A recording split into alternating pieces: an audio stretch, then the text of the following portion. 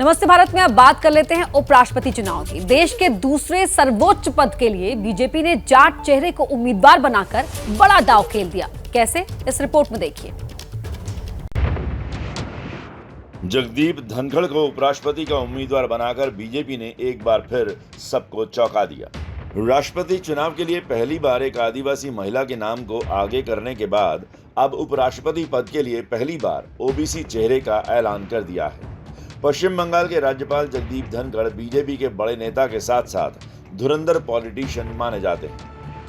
Bharatiya Janata party की संसदीय board इस निष्कर्ष पर पहुंची है कि उपराष्ट्रपति पद के लिए भारतीय जनता पार्टी और एनडीए के प्रत्याशी के रूप में हमारे किसान पुत्र श्री जगदीप धनखड़ जी को हम उपराष्ट्रपति पद के लिए अपना प्रत्याशी के रूप में घोषित करते हैं। ऐलान से पहले किसी मुस्लिम चेहरे को उपराष्ट्रपति बनाने की अटकलें लगाई जा रही थी, लेकिन फैसले की बारी आई तो सियासी पंडित भी हैरान हो गए हैं।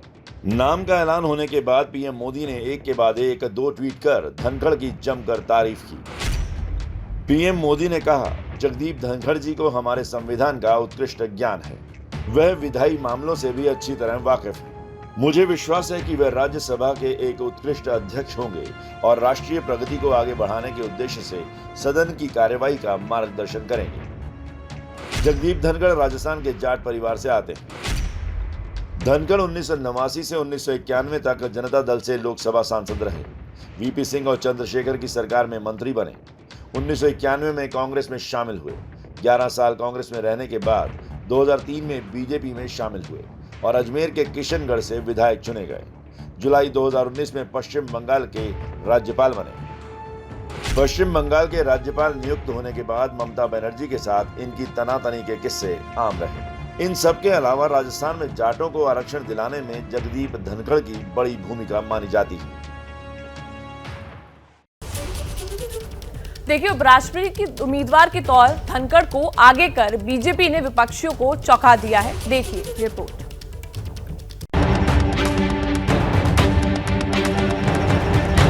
बीजेपी ने जगदीप धनखड़ को उपराष्ट्रपति का उम्मीदवार बनाकर बड़ा सियासी दांव खेला है। धनखड़ जुलाई 2019 में पश्चिम बंगाल के राज्यपाल बने। राज्यपाल बनने के बाद ममता बनर्जी के लिए बड़ी चुनौती बने रहे।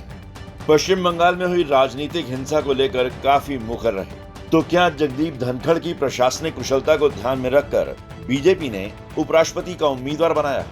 इतना बढ़िया एक्सपीरियंस जिसका पास है, देश का कॉन्स्टिट्यूशन का इतना सेकंड महत्वपूर्ण पोस्ट उसको मिल रहा है, इसमें हम लोग का बहुत खुशी है। धनखड़ के नाम का ऐलान होते ही पश्चिम बंगाल की मुख्यमंत्री ममता बनर्जी एक्शन में आ गई। 21 जुलाई को सांसदों की बैठक बुलाई है। बैठक में उपराष्ट्रपति के चुनाव को लेकर रणनीति पर चर्चा होगी। On 21st of July, meeting of the parliamentarians as well as important leaders have been convened to discuss about the candidature of Vice President. उपराष्ट्रपति के चुनाव में केवल लोकसभा और राज्यसभा के ही सांसद वोट करते हैं। आंकड़ों की बात करें तो उपराष्ट्रपति चुनाव में बीजेपी के उम्मीदवार जगदीप धनखड़ की जीत लगभग तय है। उनका उम्मीदवार वाइस प्रेसिडेंट जीत ही जाएगा, इसमें कहीं कोई दो राय नहीं है। लेकिन जिसको उन्होंने उम्मीदवार बनाया है वो इस आधार पे नहीं बनाया कि वो कोई कॉम्पिटेंट आदमी है, वो कोई देश के हित में है। वो जो भी फैसला करते हैं भारतीय जनता पार्टी की राजनीति के हित में क्या, ये सोच के करते हैं। जगदीप धनखड़ संविधान के अच्छे जानकार माने जाते हैं। इसके अलावा राजस्थान से ताल्लुक रखने वाले जाट नेता हैं, जहां 2023 में चुनाव होने वाला है। लिहाजा माना जा रहा है कि बीजेपी ने धनखड़ को उपराष्ट्रपति का उम्मीदवार बनाकर एक तीर से कई सियासी निशाने साधे। जगदीप धनखड़ के उपराष्ट्रपति उम्मीदवार बनने के बाद उनके परिवार में जश्न का माहौल है। जयपुर में धनखड़ के परिवार वालों के बीच पहुंचे हमारे संवाददाता मनीष शर्मा। देखिए एक्सक्लूसिव रिपोर्ट। राजस्थान से होंगे एक और उपराष्ट्रपति। राजस्थान के सपूत जगदीप धनखड़, जो इस समय पश्चिमी बंगाल के राज्यपाल हैं, उनको एनडीए ने उपराष्ट्रपति पद का प्रत्याशी बनाया है। हालांकि जगदीप धनखड़ मूल रूप से राजस्थान के झुंझुनू के रहने वाले हैं, लेकिन उनकी ज्यादातर पढ़ाई और वकालत जयपुर में हुई। बाद में उन्होंने सुप्रीम कोर्ट में भी वकालत की। मैं इस वक्त जगदीप धनखड़ जी के जयपुर के घर में हूं। हालांकि ये घर उनके भाई रणदीप धनखड़ का है, लेकिन पूरा परिवार बरसों से एक साथ रहा है। तमाम भाइयों में बेहद प्यार देखने को मिलता रहा है। रणदीप जी मेरे साथ हैं, जो कांग्रेस के वरिष्ठ नेता भी हैं। इसके अलावा रणदीप जी की बेटी हैं शीतल, जो राजस्थान में सूचना आयुक्त भी हैं। रणदीप जी, देखा हमने, बड़ी खुशी का माहौल है परिवार में। कैसा लग रहा है आप सब लोगों को? बहुत बढ़िया लग रहा है।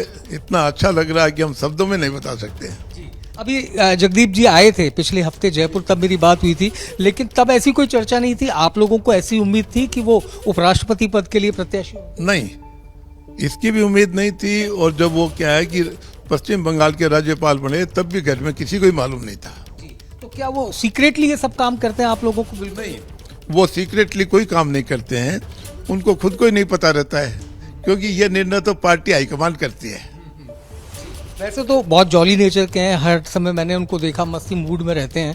आप लोगों की पढ़ाई लिखाई कहाँ पर हुई? मैंने तो अपने गांव में की, फिर मैंने क्या की पिलानी में की।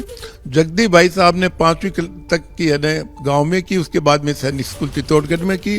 चित्तौड़गढ़ के बाद में महाराजा कॉलेज से फिजिक्स क्या की ऑनर्स से किया। फिर उन्होंने राजस्थान विश्वविद्यालय से और LLB की। वकालत भी करते थे, मुझे याद है, जयपुर में, और उसके अलावा दिल्ली में भी सुप्रीम कोर्ट में।